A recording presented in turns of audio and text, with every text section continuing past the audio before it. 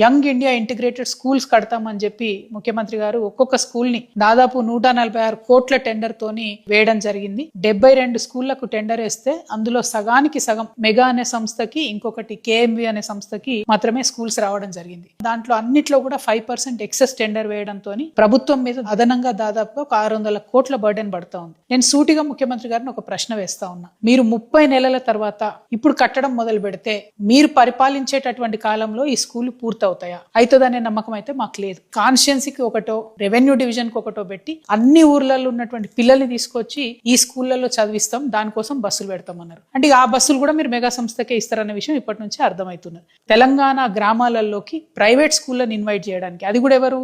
Private corporate స్కూళ్ళని. ఎందుకంటే budget స్కూళ్లకు మీరు 120 కోట్ల రూపాయలు ఇవ్వాలి, ఇంతవరకు రిలీజ్ చేస్తలేరు. కేవలం కార్పొరేట్ స్కూళ్లకు మీరు ఎర్రతివా చేసి ఊర్లలోకి పిలిపించే ప్రయత్నం చేస్తున్నారు. ఈ టెండర్ల విషయంలో కూడా చాలా స్కూళ్లకు ఓన్లీ 2 టెండర్లు 3 టెండర్లు మాత్రమే వచ్చినాయని చెప్తున్నారు. దానివల్ల టోటల్గా ఈ సిస్టమ్ అంతా రింగ్ అయిందని చెప్పి నేను కాదు, వెలుగు పత్రిక రాసింది. ఆ వెలుగు పత్రిక కూడా ఒక కాంగ్రెస్ ఎంపీ గారి పత్రికనే కాబట్టి మరి వెలుగు పత్రిక రాసినటువంటి వ్యాసం చూసైనా ఖచ్చితంగా ఈ టెండర్ లో ఏం గోల్మార్ జరిగింది, ఏం జరిగింది అనే విషయం ముఖ్యమంత్రి గారు ప్రజలకు తెలియజేయాలని చెప్పి నేను డిమాండ్ చేస్తా ఉన్నాను.